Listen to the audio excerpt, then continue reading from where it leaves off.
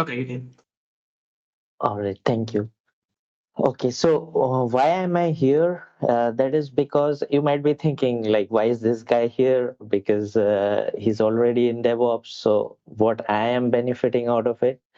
The thing is, me and Ganesh, we decided, like, since we are already doing technology, why not share it with people? So that, because when we teach or when we discuss technology, we learn twice. So teaching is like twice learning. So that is the sole reason, um, just to reiterate things which we learned someday from someone else. So that's you people are benefited, and maybe you have some questions from which I will learn something, or you have some scenarios or problems that you are facing from where I will learn something. So that's the sole reason. And let me give you a brief introduction into what I am involved into. I'm an AWS community builder. So what we do is we try to discuss about AWS challenges in various user groups, and try to propagate AWS cloud practices. I'm an instructor at Coursera, so I teach Docker containers and about mostly DevOps topics. In Coursera, I have few courses there. Like, these are, as I said, as I want to teach, I keep myself involved in these kind of activities. I speak at conferences. Recently spoke at RedisConf, and also at CNCF conference about Kubernetes. And obviously, I'm a DevOps practitioner. I practice DevOps at my work, and I try to tell others to do the same. And we'll come to it in a while, like how it helps. And I have published a few papers. So I'm not an author in terms of publishing books, but I publish some research papers on auto scaling. So that is what I do. And yeah, I also share some of my DevOps tutorials in my YouTube channel, completely free, no ads or nothing. So you can have a look there as well. All right, so coming to the topic, what's the plan? The plan is here. See, in 3 episodes, you won't be able to complete the entirety of DevOps, but at least we can cover the main parts and know how to work in DevOps. So that we can do. So first episode, that is today, will be a base level understanding what DevOps is, because around 40% of us are still learning or new to DevOps. So this will help, first episode. So we'll understand the fundamentals of DevOps, understand how it works, what it is, and what are the different tools, why it has become so important suddenly. It wasn't there 5 years ago. No one mentioned DevOps engineers that much, but now why is it so hot? What is CI/CD? We'll learn about containers and Docker. And today we'll also try building a pipeline using Jenkins on AWS. So that is what we'll do. It will be lots of hands-on, so you don't get bored just listening to me. So that is about the first episode. Now, once we get the fundamentals, and yeah, obviously, you will have a week yourself to think and read more about what was discussed today. So then next week, or in the forthcoming episode when we meet, we will work a bit into the next level and understand what DevOps is and what AWS tools are there to help us implement DevOps. So we'll discuss about specifically AWS tools to build pipelines, to deploy the code, and we'll also understand about how microservices are orchestrated in AWS using these DevOps practices. So that is the plan for the second episode. And in the third session, we will take it a step further about how to create or automate creation of clusters using scripts. Like there are cloud formation scripts and Terraform. So we'll try to learn that at a basic level initially, because having all of this suddenly will overwhelm you. So we'll have it gradually and solve questions. And as I said, if you have more questions or you want more specific level understanding, then you can always reach me out. We can have further sessions, or you can also view my channel where there are some videos, and you can even request me. I can create those videos for you. So no problem at all. So in the third session, we will be doing this, the building automatic deployment of infrastructure.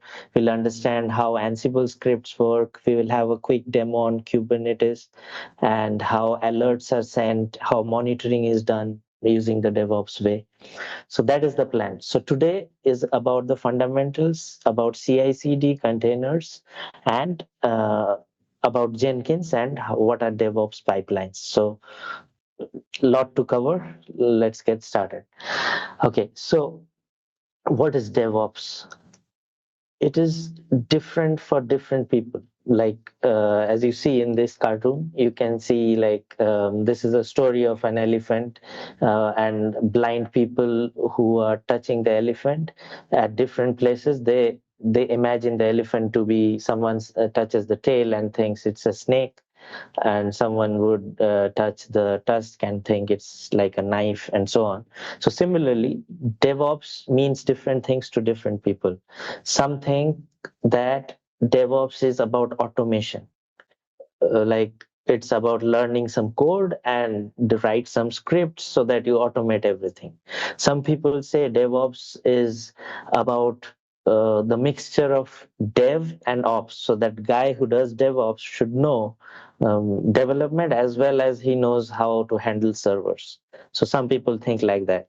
Some people think, oh, no, it's nothing as such. It is some principle or culture like agile. So you do things in small iterations and complete it, and then you have a review or after the sprint, and you uh, get to know what was done in the previous sprint, and then you plan for the next. So things like that. Different people imagine DevOps in different ways. But what actually is DevOps and how the meaning has changed over time? So DevOps is normally what I understand of DevOps is it is a practice or a culture. It's not about, like, people say he's a DevOps engineer. That's actually a wrong understanding. Like, there's nothing called DevOps engineer, because when DevOps is practiced in an organization, everyone is a DevOps person, because a developer will now work in a DevOps manner, like following the principles of DevOps. So he is also DevOps. Now, ops guy will no longer do things manually. He will use scripting and automation. So even he is DevOps. So who was doing monitoring and alerting, say someone is in the NOC team who monitors servers. So he's now using DevOps tools to do that. So he becomes a DevOps. So that's how DevOps is not about a task or a job or a person. It is a culture which which is embedded in an organization. So to understand it further, let me just tell you something about how software delivery works. Then we can understand what is written in this slide. Okay, so how does a normal software delivery work? Say, for example, we have a shopping website, say Amazon.com, where you have products out there. How are those products sold? There is a website. So in that website, there are lots of carousels with different products mentioned. So the user will come. If he has an account, he will log in and he will check some products, go to the shopping cart, make the payment, and the product is shipped to him. So what we have in terms of Hi, software Prasanjit delivery, Singh. yeah. We are not able to hear you. Sorry. Don't know. Am I only not able to hear you, or Oh, I'm I'm not sure? sorry. Yeah. For me is not a problem. So I can able to hear as well. okay, so it's All good. right. So maybe you can disconnect and reconnect again if you have trouble, or you can use a phone number directly call via audio. Right.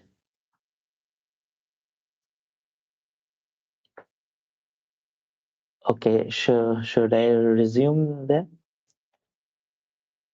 Yeah, sorry. Yeah, you can proceed. All right. So what I was saying is, we now before we go deep into DevOps, let's quickly understand how software delivery works. Then we'll understand what is the place of DevOps in this. Okay, so when we were taking the example of a shopping website, so we have a website. So how was that website built? So there would be certain developers who are working on a certain technology. Say the website is built on Java or Node.js or whatever.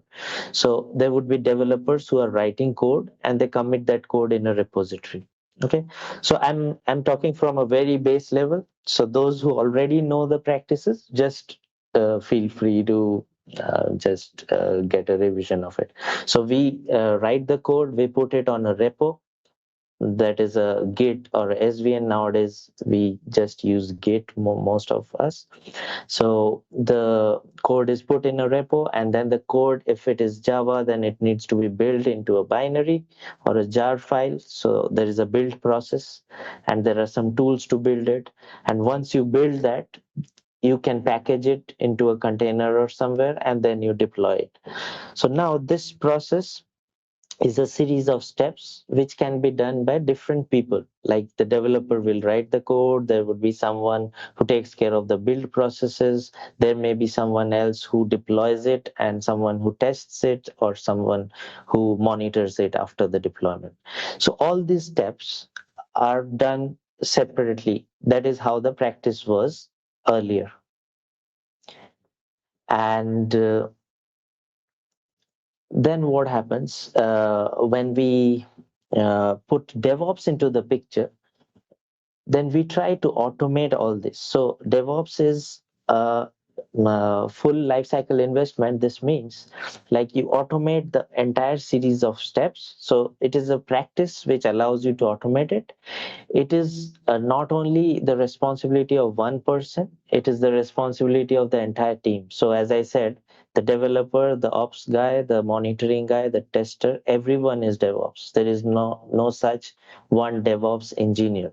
Maybe people having skill sets, we can be called as DevOps advocates or something. Like we have some skills that we can cover the entire show. We know how integrations are done. Maybe we will know how test cases are added. Maybe we'll know how to deploy it into the cloud and how to monitor it. So someone who has a very high level picture of the entire thing. We may not be specialists in one, but we know most of the pieces that can be joined together to build the entire thing. So for any software delivery, DevOps skills have now become very important, because someone who knows a little bit of everything can help in building the entire software in a better manner. Okay. So in order to do that, there are some processes. One of them is CI, or continuous integration. And there is another process you might have heard, CD, or continuous deployment. So before we discuss into the CI, let me show you this diagram, at least that will give you a better understanding. So this here you can see continuous delivery pipeline. So what is going on here? There is a development happening. So this is the development team who are writing the code. They put it into a source code management or the Git, and then based on the technology, the source code is built. As I said, if it is a Java, then it has to be built into a jar binary so that it can be executed. Similarly, Python Flask app has to be compiled into a Flask and deployed, and then packaged into Docker containers, and then deployments can be done. So this series of steps is known as a pipeline. Okay. And finally, when the code is built and tested, it is shipped into production. So we'll come to that in a while. So again, I'm going back to the CI. So in the DevOps, there are two practices that help in building a delivery pipeline. As you already now know what a pipeline is. So a pipeline is a series of steps that has to be executed for a software to be delivered, like from a developer's desktop to the production server. Whatever series of steps goes on, so that series is called a pipeline. Now, the pipeline can be deployed using two mechanisms. One is the CI and CD. So, how is that conducted? CI is the process in which you do not have to wait till the completion of your entire project objectives to deliver your project. For example, if we look few years ago, like before, most of you might have worked on agile methodologies, like you go for sprints and you build something in small iterations and then complete it. Earlier, few years ago, people used to work in a model called waterfall model, where you get the requirements. Say you have a mobile application to build, a game application. So you just understand the project requirements and then start building it. And then once it is completely built, it is compiled and sent for testing. And once it is tested, it is released. But this process was found to be ineffective. Why? Because when the development is being done, then the testing team is waiting for the delivery because they have nothing to test. It will be tested only after the development is completed. And when the development is completed and the testing team is busy working, but the developers are waiting because they, until the test report comes back with the bugs, they have nothing to fix. So there was a waste of manpower in this way using the waterfall model. And also you have to wait for long periods to deploy something. Like for example, every month maybe there would be one deployment because the rest of the month was spent by different teams doing their tasks. So DevOps comes with the solution here. So what DevOps does is you have a continuous integrations. So how does it work? First, what happens, this developer starts writing his code, and then he checks them into commits them into a Git repository or a version control system. And then from there, uh, a automatic build of the code is initiated. So that is happening using some tools which we will discuss. So DevOps enables tools to build the source code as soon as it is committed. And once the build is done, then the build is sent for testing. And again, the testing also occurs in a automated manner. Test cases are included in the code and added to the pipeline, again by the DevOps tools. And after the tests, if they pass, there is a alert sent to the developer that this test cases has passed and it is ready for deployment. And if it fails, again an alert is sent that the test case has failed or the build has failed, and the developer can make the fixes. So since everything is automated in this process, there is some initial hard work, but after a while, once it is automated, it makes life very easier for the developer. Like they make their changes, they deploy, and then they get, within minutes they get the result of the deployment, whether it was successful or not. So this process in which continuously, as soon as the git commit is done, immediately you get a response whether the build has passed or not. So this kind of a deployment is called CI, continuous integration. So continuously you are integrating your code to the main code repository and continuously building your artifacts. So here, for those who are completely beginners, let me again tell you a few things about software build process. When we have our raw code in the repository, by repository we mean a central location where we store our code which we are working on. Okay, and why is it a central repository? Because we might have multiple developers in a team. So if one per se, I'm building that website, someone is working on the login module, someone is working on a landing page, someone is working on the payment gateway, but we are all working for the same website. So there, all the code needs to be merged somewhere. So that uh, repository where all the code from different developers is merged is called the version control system or source control system. So that is Git or Bitbucket, GitHub. You might have heard of that. And once the code goes in there, you can build that code into a binary.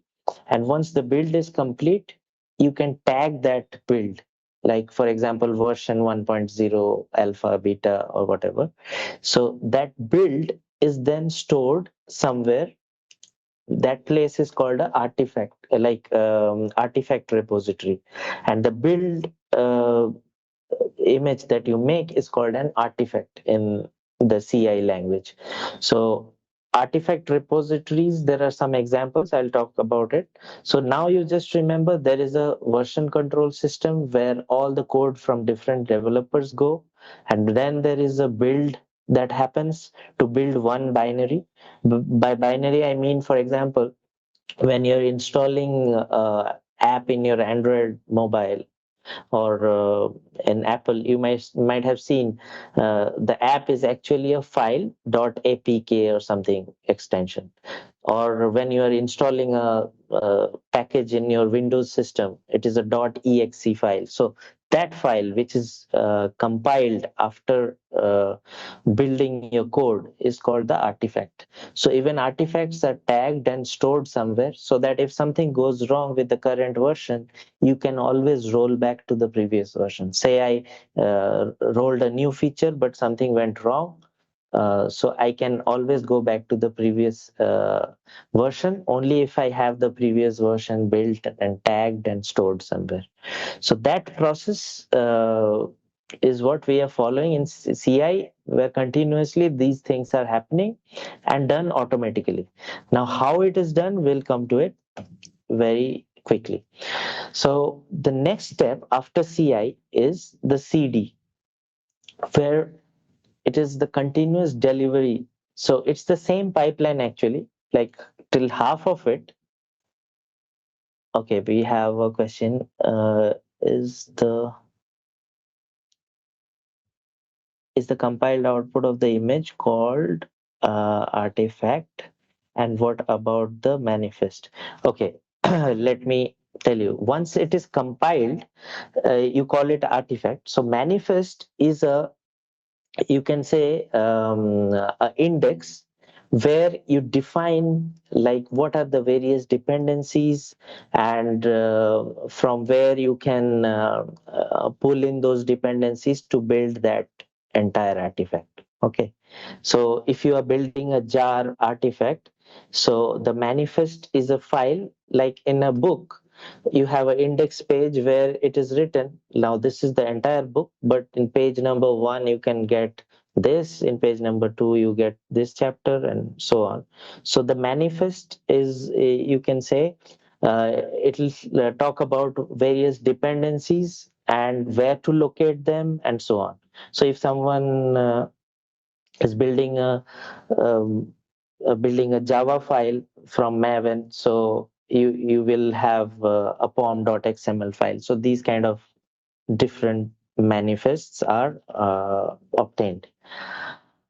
All right. So coming back to the CD, continuous delivery pipeline. So till the half of the steps which we already discussed, that is CI or continuous integration, and from there on there is something called uh, continuous delivery.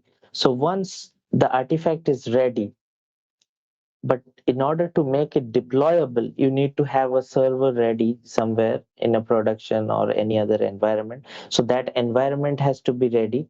So in DevOps way, we don't have someone go and manually create the environment. We have scripts to build that environment.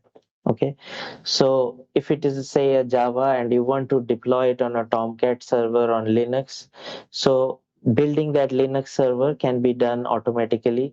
Deployment process can be done automatically, and then you can even containerize it or have a Docker image and deploy it. So the entire process can be done automatically using some scripts. So this CI pipeline, along with which also has features of deployment to any environment, is called the CD. So that's why we normally call it the CI/CD pipeline, where continuous integration as well as deployment is done. Some places where you do not, like there are some organizations where CI is there, build is there, but the deployment will be done manually. So there you just call it a CI pipeline, but CI/CD means there should be an automated deployment as well. All right, so how do we do that? I was saying there are some tools which we can use to do that, but what are those tools? Actually, there are many such tools. Okay, so we'll just talk about the most famous ones out there, because learning one of them helps you to learn. I mean, you can figure out the rest of them. So there is no need to learn each and every tool out there. There would be hundreds of DevOps tools nowadays, and every day there is something getting added. So learning the basics will help you understand any other thing that is there. So one of those tools which is actually a framework for building pipelines, is called Jenkins. So we'll learn about that now. And in the next episode, we'll also learn the AWS alternative of this one. Like, Jenkins is an open source tool. If someone is on a cloud native uh, project where they only allow you to do everything on AWS and not use any open source tools, there are certain projects where you have these kind of constraints, then you also know how to do it. So that we'll do in the next one. All right, so coming back, so what happens when we build in Jenkins? The same process. This is again the pipeline. So the developer will push the code into a repository, can be GitHub. And then if it is a Java, for example, you can use Maven to test and build, and even and then deploy. So the entire process is orchestrated by Jenkins. So we will see in a while, when I show you the demo, how that orchestration is done, and uh, how we go about to deploy it. All right, so in the DevOps pipeline, at various stages, there are various tools that are used. Okay, here some common tools are mentioned. Like, for example, when you're writing or committing the code, you're using Git as the repository. It can be GitLab, it can be Bitbucket, it can be GitHub. So all those are version control systems. Then uh, when you build it, you can use Maven or Gradle, or there are some tools from Nexus which can be used to build and store store your artifacts. And then there are test phases where you can use various test cases which can be deployed on multiple environments and clouds, and then you release them using Jenkins again. And and and when you release, you get your notifications also. You can have Slack notifications. In the third session, I'll show you how to get release notifications on Slack as alerts.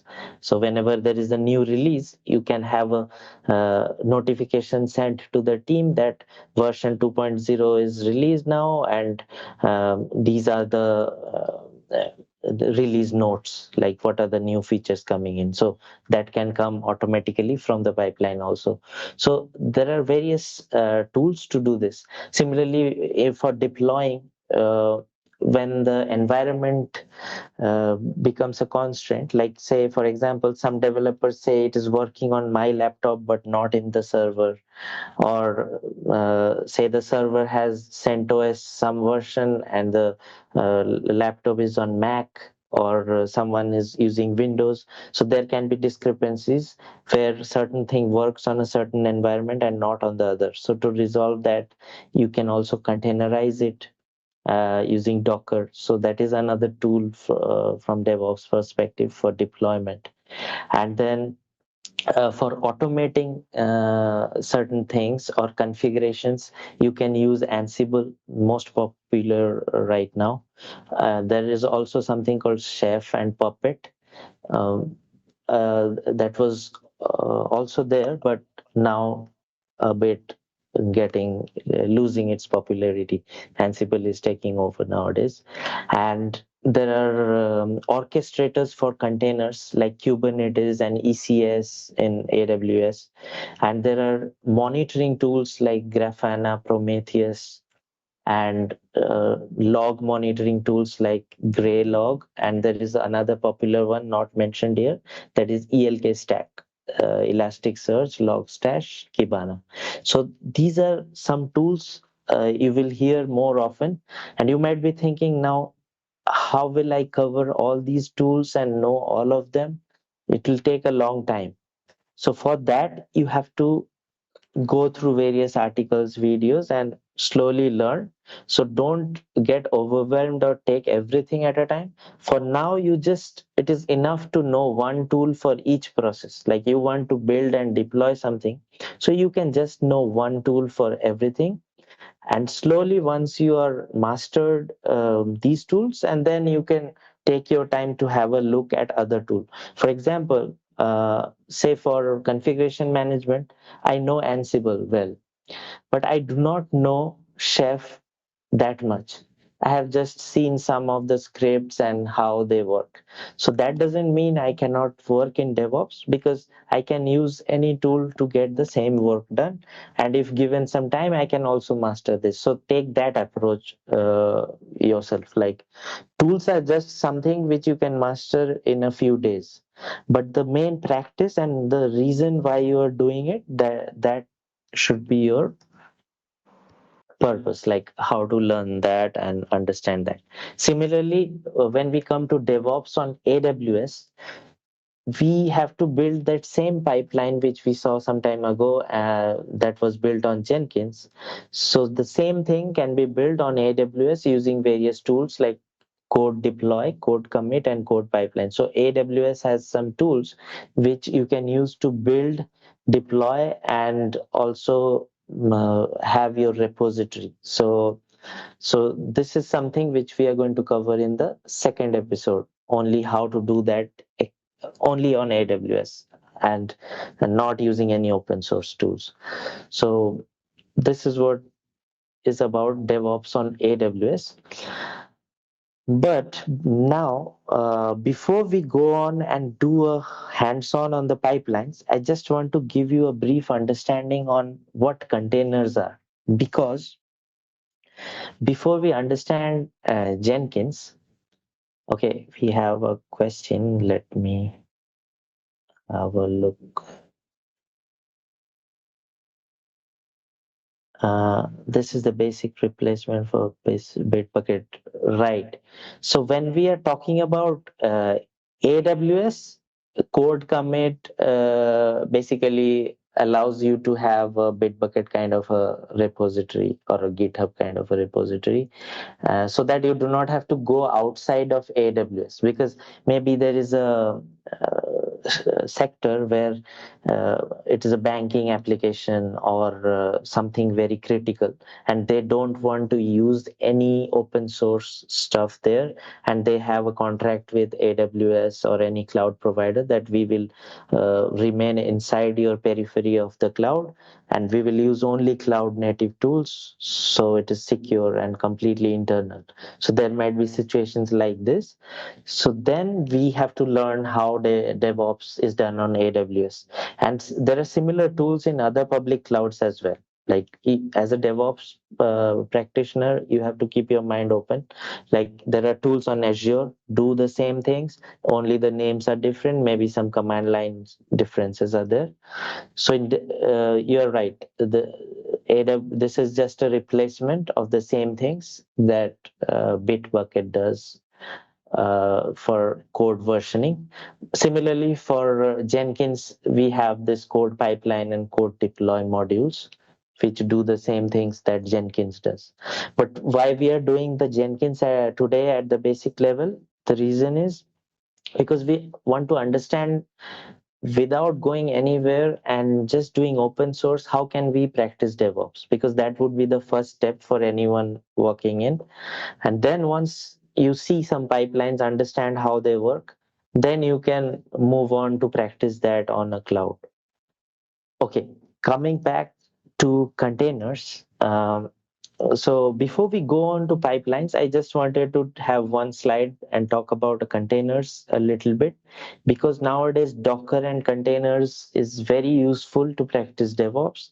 So we should know, if you already are using it, very good. Otherwise, we can have a separate session, because this is in itself a different topic, to know what a container is and how it is orchestrated, what Kubernetes is. So that can be a entirely separate topic. But now I'll just give you a brief overview to understand what it is and how it helps. And because we'll need that in the demo. So that's why you need to have some understanding. So what is a container? Before looking at the diagrams, just look at this picture. Like you might have seen these containers which carry goods shipped from one place to another. So what do they do basically? They isolate things. Like if I have some, say, clothes in one of the container and I have fish in some of the other, I do not want both of them to be mixed up and get soiled. So that's why or say, this is my product, this is someone else's product. So I do not want my goods to be mixed with someone else's, and I'll have to sort it out later on. So that is why we use containers. So containers, basically, whenever you hear about containers, just imagine when someone asks you what is a container, why do we need them, first thing that should come into your mind is for isolating. Like you have your application, you want it to isolate from the others. Okay, why isolation? Because see here, uh, when I'm talking about any of this concept, just think that you want to understand and put it into practice. We are not here to remember definitions and use, and talk about that on the interviews. We are here to really understand what it is. So, okay, coming back to containers, whenever someone asks you about a container, you think it is for isolation. Isolation of what? Isolation of your application, isolation of your resources. Okay, for example, say you have a big server, and on that server you have two applications running. One of them is, say, identity service, which helps you to key people to log in into your website.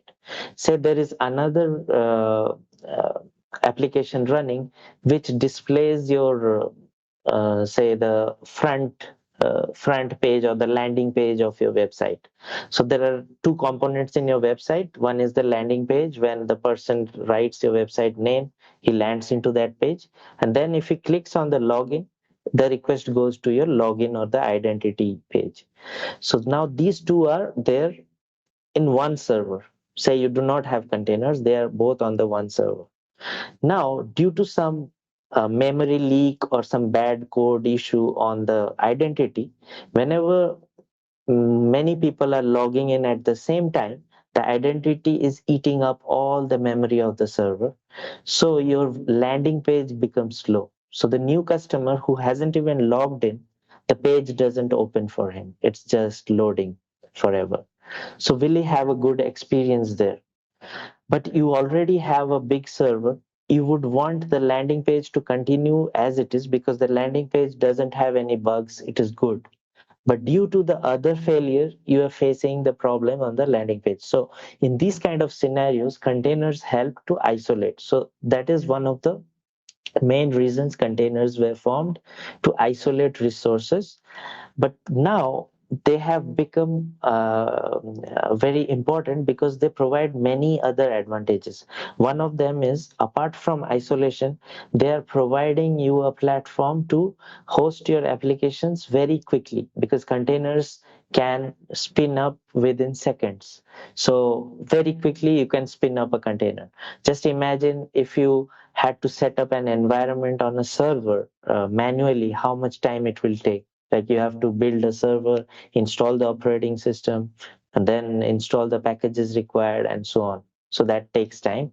So here, containers, everything is baked into an image, and quickly you can build it.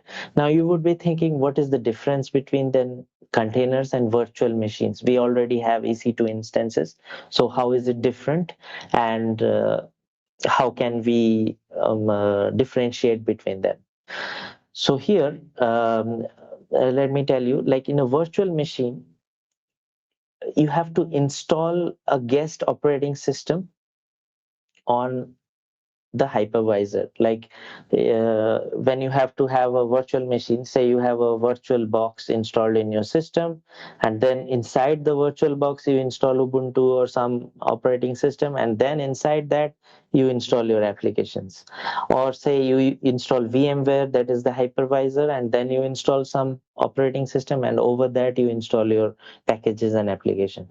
But in case of containers, you do not have to have a hypervisor separately. You are sharing the host OS. Like, if it is your laptop, you just install Docker engine, and then on that you can install your Docker images. You don't have to build a separate virtual machine for it. So that's why it is fast, and you can just pull the image from somewhere and quickly build it. So that is what containers are all about. So they quickly help to do deployment. Okay, so all right. Are the containers a Linux thing, or does it make sense to use containers on an OS on which you are planning to have more than one application? You're not planning to have more than application. Okay, let me answer the first one. Containers are not a Linux thing anymore. Earlier they used to be. Like the Docker containers only used to work on Linux, but now it runs on Windows, and the extensively Windows support has come over. So with the PowerShell and Microsoft supporting C groups, there is something called C groups in the kernel that allow you to build containers for an operating system. So now it is for Windows as well. But the Windows image, like in some versions of Windows, maybe it might not be running, but it is now a Windows thing too. So if you have a latest version of Windows, and you can install a Docker desktop on it and have your containers running. Now, does it make sense to use containers on an OS on which you're not planning to have more than? Yeah, you can use containers anywhere, actually. Like, if you have one application, you can use it. Why does it make sense? Because when you are containerizing something, it becomes easy for you to migrate that thing. Then you would not fear to get logged in on one cloud or one hosting provider, because your everything was set up there. Okay, and so when you build a container, it becomes portable.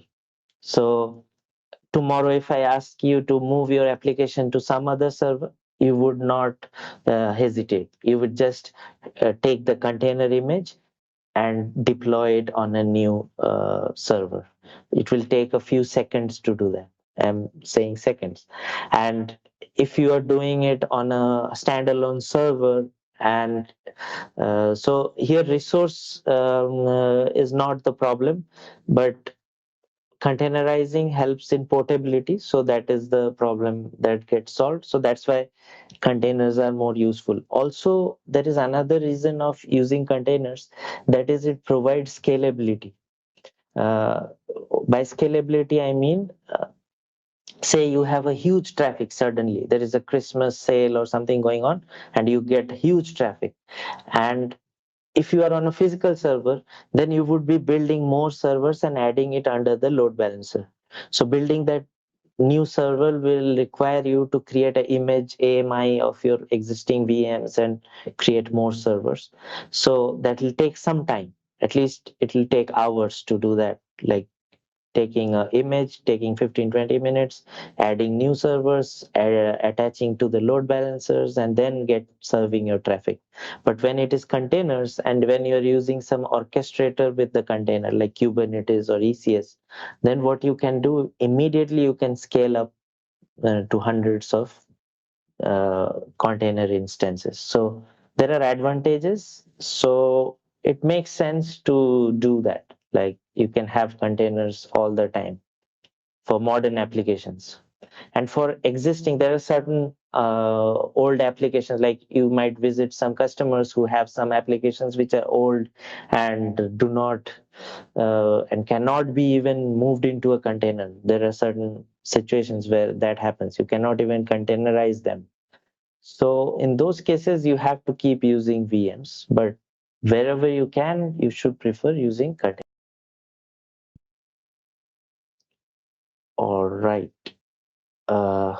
Okay, so let's get back to the hands-on. So what we'll be doing now, we'll be playing around with Docker containers. So what I'll do, I will install Docker very quickly and show you how it works. Because as I said, it requires an entire different episode, but quickly we'll learn how containers work. And then we'll install Jenkins. So I'll show you how to build a Jenkins server, and then we'll create some pipelines, and I'll show you how to do that. So let's do that.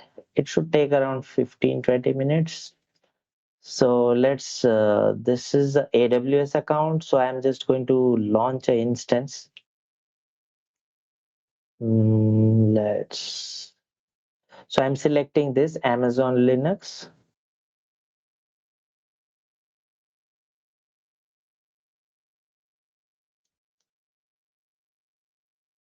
And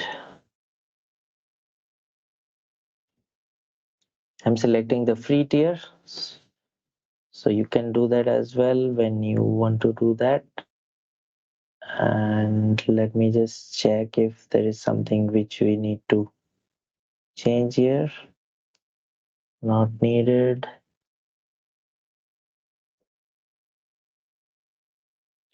Let me increase the storage to 15 gigs. Tag, we can just add a tag. Jenkins demo.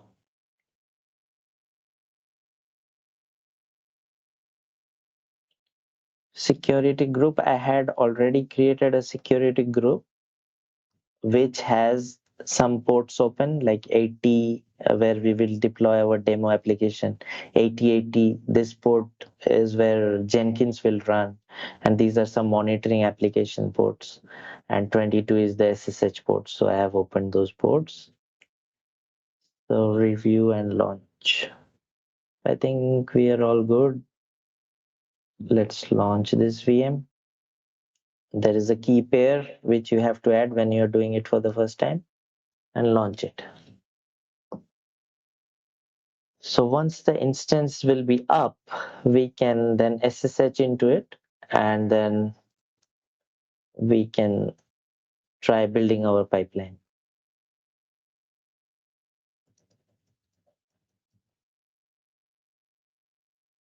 Okay.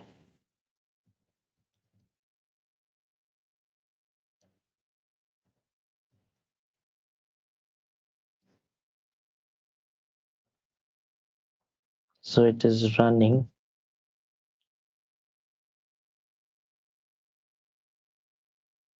Let me go to a terminal.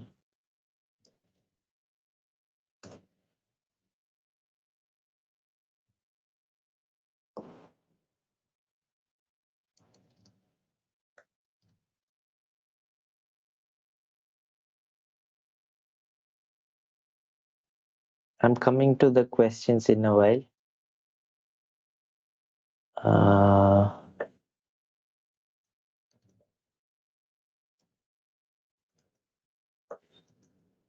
This is the key, and what I'm doing here is I'm trying to log in into that system which I just created, and I copied the IP address.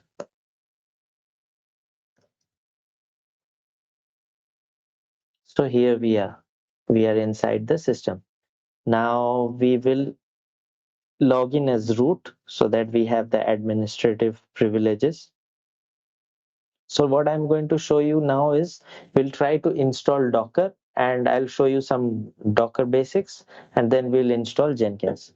So first command, when you have a new server, you should normally do a yum update.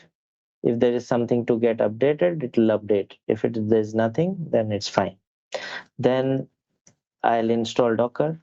Simple yum install Docker. So that will install Docker. Press Y to agree. Okay, those of you are thinking like whatever commands I am typing, if you miss out, we'll have a recorded session, as well as I'll share you this link. Whatever commands are being used, I have also listed it here in a gist. So I'll share you this link. So whatever I am doing, it is already here. So you don't have to remember or anything.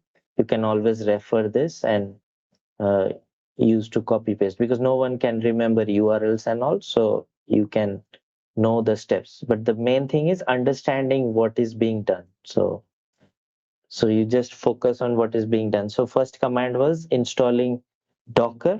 So once Docker is installed, just check whether Docker is running or not. Systemctl status Docker.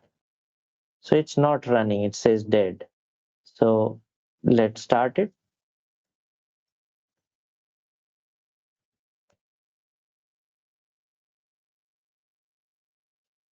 Start, and then if you check the status, it's now running. So if Docker is running, you will be able to do commands like docker ps, where you can see the status of anything. So we don't have anything running out here, so we don't see any status. Now for example, say I want to just run a simple image on Docker, anything, a web server, say Apache web server. So Docker, you can do you can pull a Apache image, Docker pull httpd. So that will pull a Apache web server image.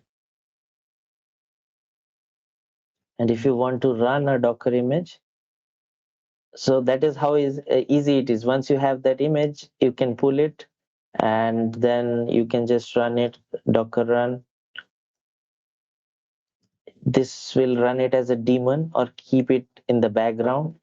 And -p is where you want to run the image, on which port. So I am just running it on port 80. And this is the mapping of the port, like on the external IP to your internal Docker interface where it is listening, and then the name of the image. That's all. So now if we do a docker ps, we can see the Docker is running. So you can even test it. So what is the IP of our server? Our IP is this one, 54. This. So if I go to port 80, by default HTTP is port 80, so it says it works.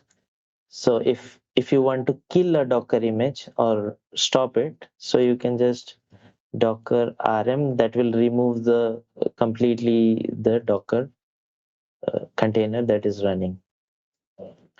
So here it is removed, and now if I refresh, this will be gone because the server is no longer running. Okay, so that is how you run a simple Docker image. Now Docker can also run some complex applications which will take you time to install. For example, I want to monitor that server, so I can install something like net data. So there is a tool called net data. So net data, you can just search net data Docker image. So here, if I go to this link, I'll share this link as well. So here you see the Docker command is already there, like how to run this Docker image net data with its all its way different settings. All right, like which volumes to be mounted, which port to be listened, and so on. So you just copy that and run it. So it will try to pull that net data image, and this net data monitors your server performance. So that is how monitoring is done, and which port it is listening on, 19999. So let's get back and write the port number here. So now you can see we have a monitoring dashboard up and running. So it just took a few seconds to set up a monitoring dashboard for a server. So it is that easy. Like once you have scripts and images in place, you can automate it and you start getting your telemetry data and everything. Okay, so that was about how Docker basically functions. There is a lot more to Docker, but we'll cover it. Now we'll just focus more on the pipelines and how to create a pipeline. I think I'm running out of time, so let's get and build Jenkins.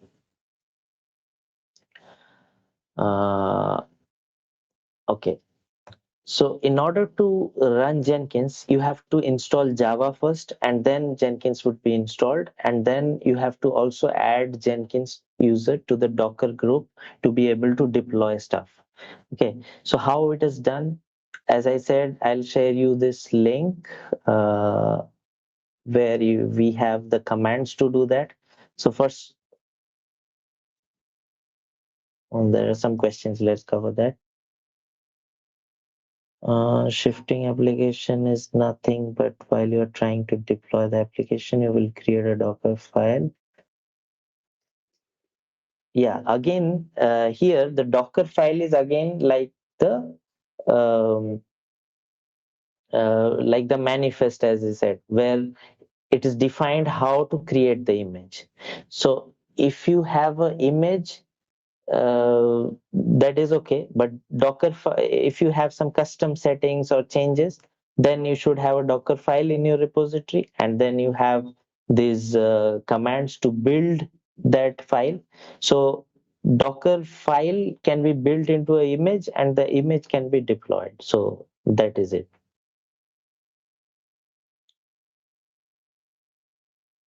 Yeah, and you can shift it on a Windows. So you are right. But when someone is trying to understand, like for a beginner, they have to know like what an image is and how to run it, because just introducing a Docker file out of nowhere will not make more sense. So No, I think, that sorry for the interruption, Prasanjit. So this was answered, I think Shiva was answered to Rajesh, so it was that chart. okay, all right. Maybe you can directly go to the Okay, the last one. one. Why would you use net data? Yeah, again, we have lots of choices. Like we can use net data, we can use CloudWatch. As I said, today we are focusing on some simple tools with which we can get started doing stuff on DevOps. And then when you are on a cloud native environment and you do not want to use anything but AWS, you can use CloudWatch. You can use anything that is only available inside. So net data is similar to what CloudWatch is doing. So just another way of doing it and demonstrating how you can just use Docker to have a monitoring setup. Okay, what is the main difference between Docker and container? In what scenario will use these two in real time? Okay, so let me tell you, like Docker is the engine actually, like which is running the containers. Okay, and Docker file is a manifest where everything is written, how a Docker image will be built, and once the image is built, that is called an image. Once the image is run, that is called a container. So hope that makes sense. Like when you have an image, it is a static thing. It would not run. But when you, like for example, you have a MP3 file, it's not the music, but when you play it and starts playing, so it becomes an instance of the image. So when an image is running, it becomes a container. So we call it a Docker container.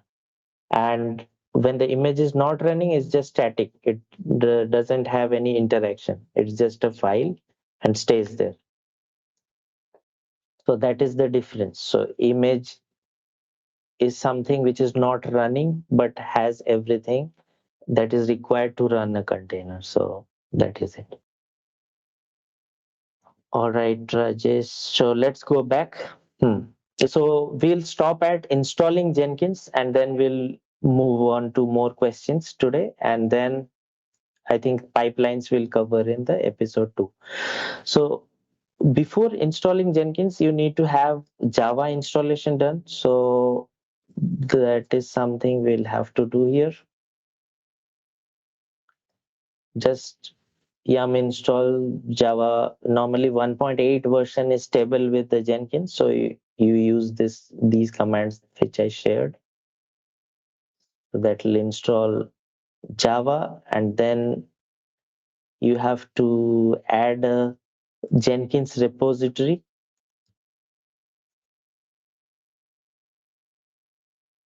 And the Jenkins key, and then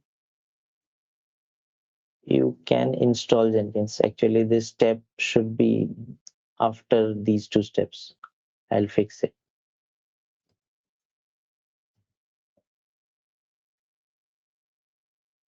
Meanwhile, let's talk.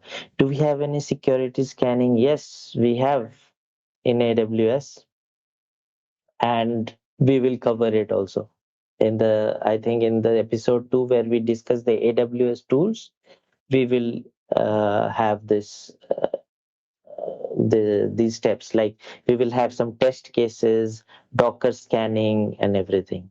We have that covered. So Jenkins is there now. Let's go back.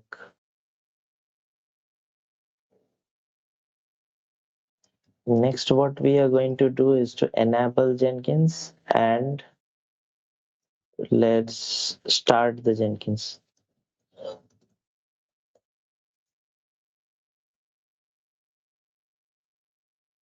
All right, so Jenkins is started.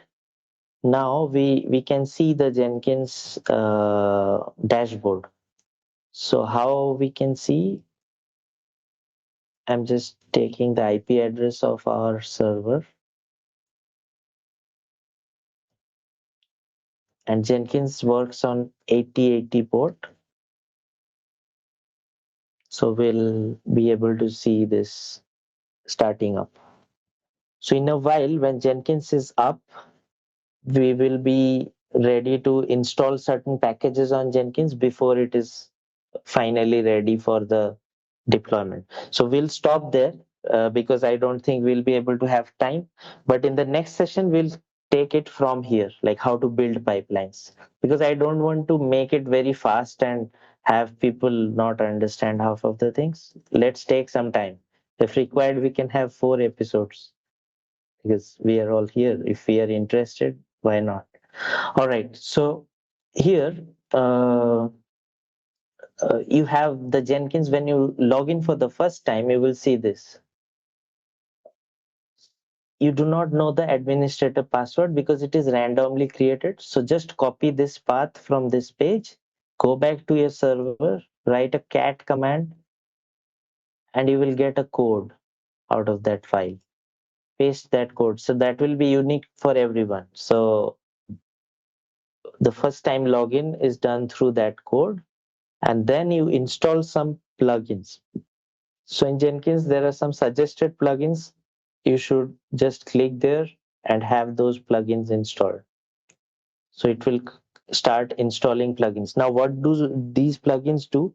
These allow you to create your pipelines. Some plugins allow you to connect to Git repo. Some plugins allow you to connect to AWS to make the deployments. For example, say your Jenkins is there in some other cloud or on your laptop or somewhere else in your office, so you can connect it to the cloud and make your deployments on the cloud from anywhere. So that is why it's kind of a portable deployment tool, so you can have it anywhere and deploy anywhere from there. Or you can even have it on the cloud, just like what I am doing now. I'm having this Jenkins running on the cloud, so that is also doable. Now this will take some time and install it, and then we will get a dashboard. So better we will carry on from there in our next session, build some pipelines, then move on to the AWS pipeline tools. Let's have some more questions meanwhile, because this will, yeah. Sorry for the interruption, Mr. Singh. So we'll wait for the questions. So we'll take the questions in the end. So Sure. it would be we will take more time. So we are we are going out of time. So what we can do is we can proceed for the quiz session. So Yeah, then later that's right. That's right. And what I am thinking is, because today was some more talking, because we were getting started, but from yeah. the next session it will be more hands on, because now once Jenkins is ready, we'll build the pipelines, then we'll build AWS pipelines, then we will learn about ECS and those stuff. So I think it will be more interesting in the upcoming. You can take over for the quiz then. Sure, absolutely. Thank you very much. Anyways, it would be a beginner session, so that maybe so you Right. have covered a lot of things which needs to be understood in DevOps Mhm. methodology and the culture of DevOps and CI/CDs in terms of AWS. So I think it's really good session for us. So maybe the attendees was clear with the session. If you have a questions, you can ask. We have a questionnaire QA session later. What Yeah. is now is a very interesting session that I would be covering is to having a quiz, which this quiz is having some presentation at the end. So it will be a real time. So I'll be opening. I request maybe Mr. Singh, I can take over back Yeah, sure. the. Let me stop sharing. Okay, that's great. Okay, thank you very much. All right. So I'm here. Okay, so we are now at the quiz moment. Let's go back to the next step. Okay. So I request everyone to check our social media. So we are in Twitter, AWS UG Malta, and Facebook. Also, we have a Slack channel, AWS UG Malta. So you can really free to join these each and every group. You can ask as many as questions you want in the future. It's not about DevOps. You can ask whatever you want in terms of technically. So me or somebody, our speakers can try to help you, try to answer you in the future, right? So now I'm opening up the quiz session. Just a moment, please. Okay, so right here. Okay.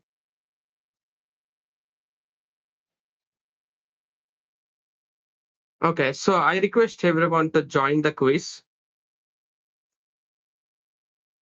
So here is the way to scan the barcode. It's the same thing that you have done previously. So we have a few questions, nearly 5 questions. So each question is having 30 to 45 seconds of time. So you need to answer as fast as you can. Okay. So it will be displayed you who was the first and who was the last. Don't worry if you answer wrong. Maybe you'll get understand of how uh, you will be clear with the DevOps in later. Okay.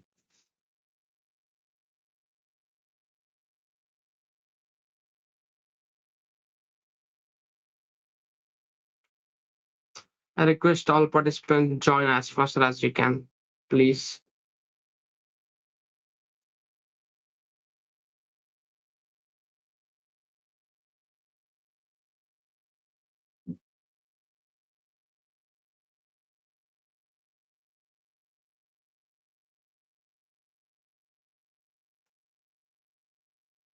Okay, in a 30 seconds, in a 1 minute, I'll be starting the quiz. Okay.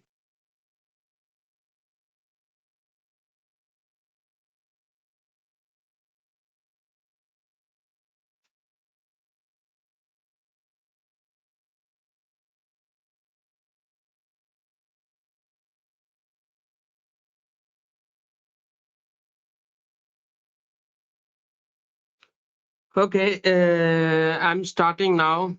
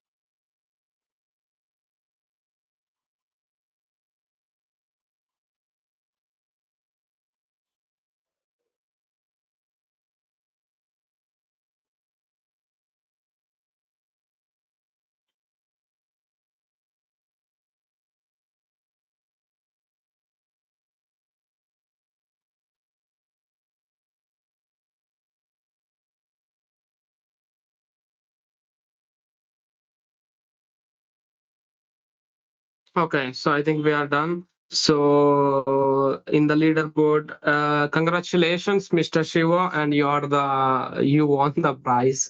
So you won the AWS credits voucher of $25. So that will be shared to you in the email. So you can send your email in the chat. So we'll be getting back to you with the voucher code of AWS $25.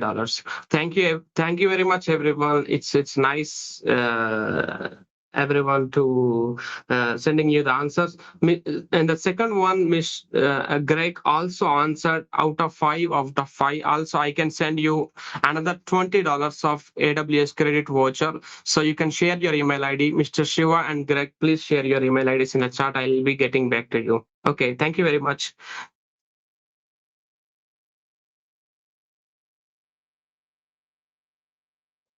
Thanks a lot, everyone. And I'll just end by saying certain things. I'll paste those links and the slide in the meetup channel in the comments, so you can get it from there.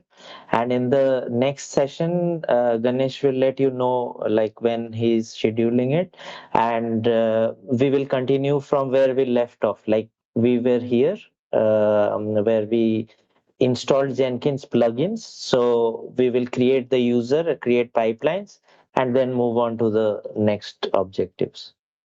Thank That's you. great. Thank you. Thank you. So we have now Q&A session. So you can ask now any questions as you like.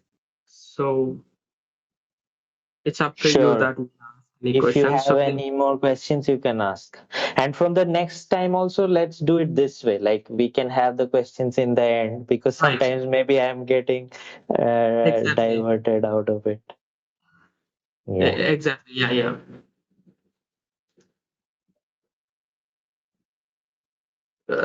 You don't have to worry. For example, if you are asking some questions, you can free to post questions in the meetup group of Devops Yes. episode. Yeah, post it there. Me and Ganesh, we keep looking that page, so we can always come and at least answer you. Yes. All right. So I think everybody is clear. Everybody is good. So nobody's joining in this. Ask me anything. We'll need Okay. some time to again go through it, and then maybe we'll have more questions. Yeah, that's really great. And thank you very much, everyone. So, okay, we have a question. Shall we use a native from Vijay? Yes, this is recorded, and we will be posting in our group. So even I can share you the links in the meetup group, so you can have a look on that. You don't have to worry about that. Even whenever you need me, you can write me personally directly in the meetup, so I can help you on that. So we have a question from Vijay. Shall we able to use native tools like Bash scripts as part of build and deploy the tasks of DevOps pipeline? Yes, we can do that. Like once you build that Jenkins, in the next session, you will see inside the pipelines, you can use any script, Bash, you can even use some commands from Python, any library you can import and use it in a pipeline, because pipeline is like a platform. You can put any scripting inside it. It will just execute that in that sequence. Yes, that's great. Okay, thank you very much, everyone. There Thanks is for. one more question, Ganesh. Let's cover that. What if container gets exited? Can we? Yes, we can do that. There are certain commands, Docker logs, and then the container image name, and then you can see the logs, why it exited, and whether it was out of memory or anything. We can see that, and you can do Docker ps-a, and then you see the uh, all the exited stuff also. We will be doing end-to-end pipeline, in which, yes, we'll do that in the next session.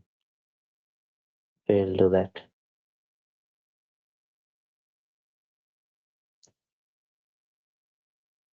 Ganesh, your voice is muted.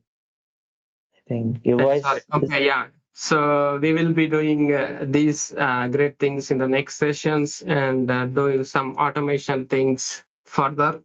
So you can keep watching our meetup group channel. Also follow us Twitter and Facebook. Also a Slack workspace AWS UG Malta. So you can freely connect me together. Okay. Thank you very much, and happy weekend, everyone. Have a good day. Bye bye. Thank you. Bye bye.